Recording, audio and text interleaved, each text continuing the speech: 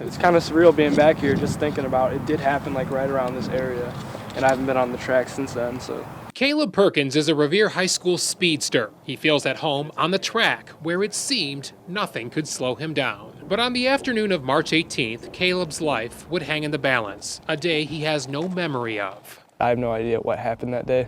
Caleb had just finished a very tough workout, repeat quarters, sprinting one lap around the track. After the last one, he told a teammate he felt tight, and moments later, collapsed right about here at the finish line. Is he conscious? No, he's not. He's not responding. It was sudden cardiac arrest and time for life or death decisions. Assistant coach Brian Rayson struggled to find a pulse. Head coach Lyle Kneep dialed 911. Caleb. That's when I started administering CPR. Was he conscious at all? No, he was unresponsive. The coaches yelled for trainers who made the crucial choice to grab an AED and start shocking Caleb's heart. Okay, this is the moment. Paramedics arrived, Shock delivered. used an AED again, and rushed Caleb to the hospital. His coaches left to wonder, did they do enough to save the boy? Well, I mean, that was, my whole concern at that point was for Caleb's family, his mother and father. It was really scary. They were talking about a transplant at first. No heart transplant needed, but Caleb spent 19 days at the Cleveland Clinic, where doctors told his family the rapid response by coaches, trainers, and the AED saved his life. We realize how blessed we are that he has a chance to live, because we heard the statistics over and over. He should not be alive. It's just 5%. It was kind of a perfect storm of things where everybody kind of came together for Caleb. Doctors found scarring at the bottom of Caleb's heart, diagnosed him with cardiomyopathy, and a defibrillator was implanted in his chest to keep his heart in rhythm. For now, no sports for the Revere athlete, but he's promising to get back on this track, grateful for his second chance at life. I'm not usually somebody who takes no for an answer, so I'm going to fight. I'm going to do whatever it takes to get back out there as soon as possible. In Bath, Bob Jones, News Channel 5. My name is Deborah Moore, and I'm Senior Director for Compliance and Sport Medicine for the Ohio High School Athletic Association. It is our pleasure, in partnership with the Ohio Department of Health and the Department of Education, along with the Ohio chapter of the American College of Cardiology and Nationwide Children's Hospital, to provide this educational video to coaches of athletic activities on the topic of sudden cardiac arrest, which is the leading cause of death in student athletes of this age group. So welcome. Whether you are coaching an athletic activity organized by your school or by a group in your community, it is our goal that you will find this video useful and informative.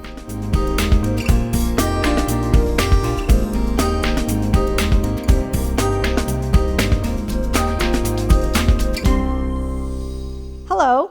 My name is Dr. Naomi Cortez, and I am the Associate Medical Director of Pediatric Cardiology and Electrophysiology at Nationwide Children's Hospital. I'm also the Medical Director of Project Adam, Ohio. What is a sudden cardiac arrest?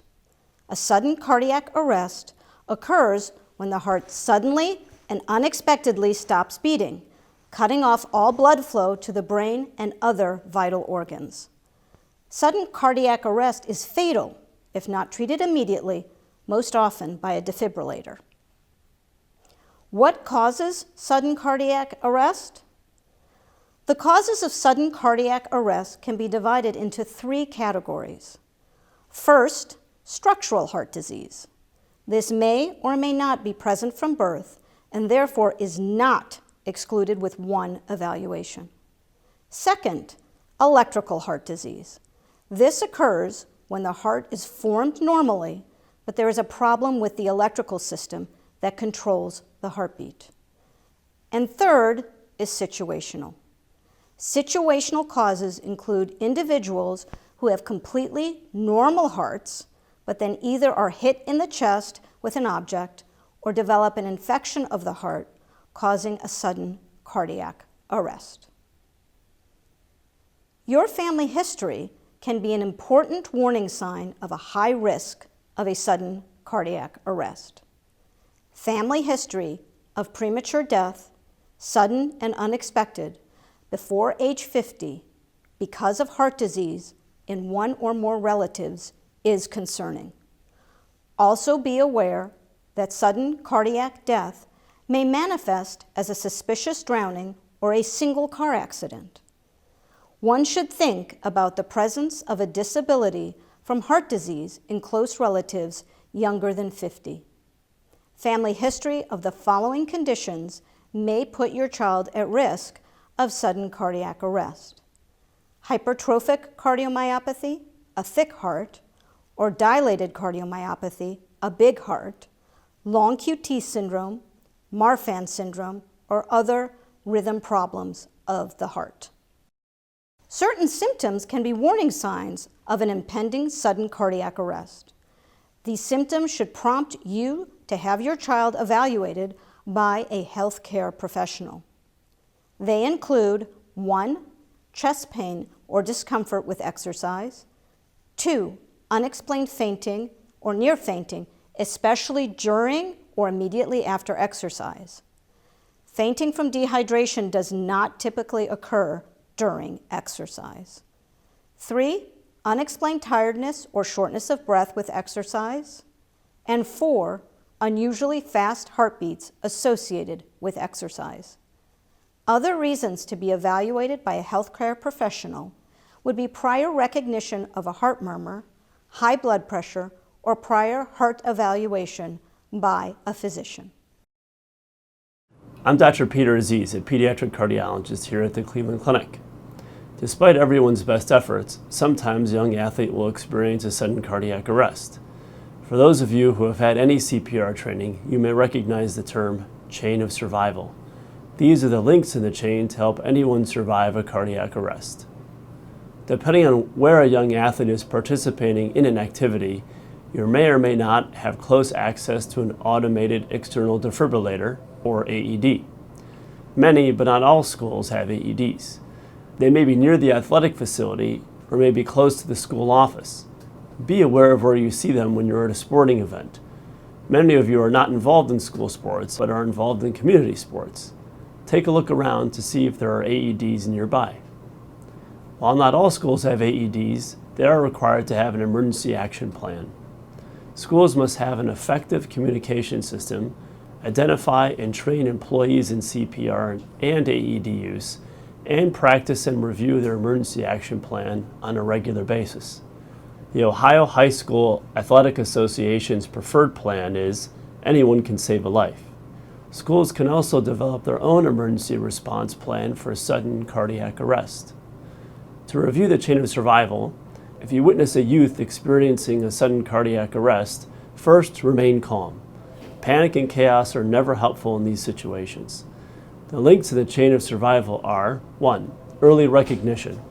Assess the child for responsiveness. Does the child answer if you call his or her name? If no, then attempt to assess a pulse. If no pulse is felt or if you're unsure, call help, say someone dial 911. 2, early CPR. Begin CPR immediately. 3, early defibrillation, which is the use of an AED. If an AED is available, send somebody to get it. Turn it on, attach it to the child, and follow the prompts or instructions. If an AED is not available, continue CPR until EMS arrives. 4, early advanced life support and cardiovascular care. Continue CPR until EMS arrives. Remember to trade places with other providers if available so that you don't tire. We were doing good.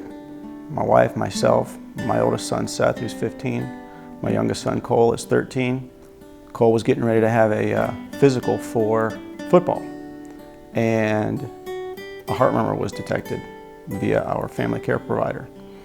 She immediately sent us to have further testing done. After all kinds of testing was done, it was determined he has hypertrophic cardiomyopathy. Changed our lives in a major way. No longer could play football, no longer could play baseball, no longer could drive a race car, nothing with high intensity exercise.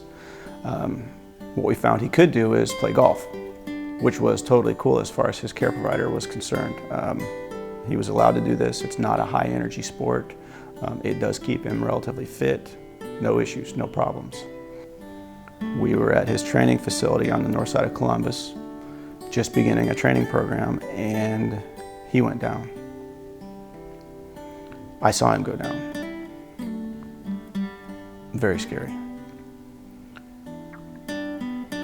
His instructor and I were there. She was monitoring his heart rate. He had a heartbeat, a pulse. It was okay to start with, and it became more and more faint. We decided it was time to get the AED. Fortunately, when Cole was diagnosed with this disease, we were able, via sources within our family, to get an AED, our own personal one. I got the AED, we got it hooked up to him, and it shocked him. This little machine saved my son's life. If it wasn't for that, he wouldn't be here today. He was rushed to Children's Hospital. The next day he had surgery to have an ICD implanted. So now he has his own onboard ICD, to where hopefully this won't ever happen again, but if it does, he's taken care of. Please encourage your schools, your coaches, your athletic facilities, all of those type of folks to ensure that they've got AEDs present, that they have personnel that are trained and knowledgeable, that they've taken and done drills, that they know what they will do if a bad situation ever arises. Because a 90% fatality rate with cardiac arrest is simply unacceptable. My name is Ann Conley, and I'm a licensed school nurse working at the Ohio Department of Health. Lindsay's Law was named for Lindsay Davis, who was crowned Miss Ohio US International in 2011. She had been a classically trained ballerina until a diagnosis of the heart condition hypertrophic cardiomyopathy ended her dream at the age of 17. Moving on, Lindsay developed a platform to support and bring awareness to cardiac-related charities and causes. What is Lindsay's Law? Lindsay's Law went into effect in 2017 to address sudden cardiac arrest in youth athletic activities. Youth covered under Lindsay's Law are all youth athletes 19 years of age or younger that wish to practice for or compete in athletic activities organized by a school or youth sports organization. Lindsay's Law is effective in all public and non-public schools in Ohio, as well as athletic activities including interscholastic athletics, any athletic contest or competition sponsored by or associated with a school. This includes cheerleading, club sports, and school-affiliated organizations, including non-competitive cheerleading. It includes all practices, inter-school practices, and scrimmages. It's also in effect for all youth sports organizations, which are public or non-public entities that organize athletic activities for athletes aged 19 years or younger, where they pay a fee to participate or are sponsored by a business or nonprofit organization. Lindsay's Law requires all youth athletes and their parents or guardians to review information about sudden cardiac arrest that is provided by the Ohio Departments of Health and Education. This video and accompanying handouts are the required information. After reviewing the information, both the youth athlete and the parent guardian will need to sign a form that says you have received this information. You will need to do this each year for each athletic activity in which the young athlete participates. My name is Joanne Keith, and I am a licensed school nurse working at the Ohio Department of Health. Before they participate in an athletic activity, all athletes under the age of 19 years and their parents must sign and submit a form saying they have received information about sudden cardiac arrest. If the young athlete has ever had fainting or passed out before, during or after athletic activity, then the youth must be evaluated and cleared before participation. The same is true if the youth's biological parent, sibling, or child has had a sudden cardiac arrest. Until those steps are taken, a young athlete cannot participate in practices, inter-school practices, scrimmages, or competition in their athletic activity.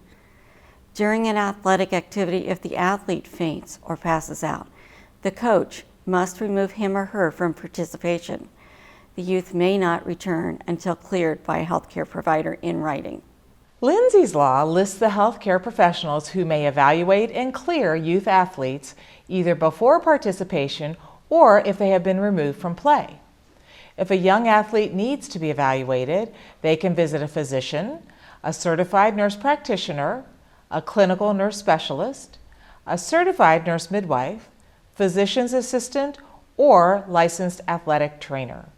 That person may refer the youth and family to another healthcare provider, such as a cardiologist, for further evaluation. Clearance must be provided in writing to the coach and sports official before the athlete can return to participation. As a coach, you have specific responsibilities under Lindsay's Law. All coaches must complete on an annual basis this sudden cardiac arrest training course approved by the Ohio Department of Health. You must prevent two kinds of students from participating in athletic activities until they have been cleared by a licensed health professional. First is a youth whose biological parent, sibling, or child has previously experienced sudden cardiac arrest. Second is an athlete who is known to have exhibited syncope, passing out, or fainting at any time prior to or following an athletic activity and has not been evaluated and cleared for return after syncope or fainting. As a coach, you must remove from participation any youth athlete that experiences syncope or fainting. The youth must be excluded from practice, scrimmage, and competitive play until cleared in writing by the healthcare providers listed before. Schools and youth sports organizations must establish penalties for coaches that violate these rules. There are a few forms we need to review with you. After watching the video, both parents and youth athletes must sign a form stating they have received and reviewed the information about sudden cardiac arrest. They will need to do this each year for each athletic activity in which the youth participates. Parents and student athletes participating in interscholastic sports programs offered in Ohio's secondary schools that require the pre-participation evaluation will need to sign the sudden cardiac arrest form, which is included there. As we conclude this presentation, we wish all coaches a safe, successful, and enjoyable athletic season.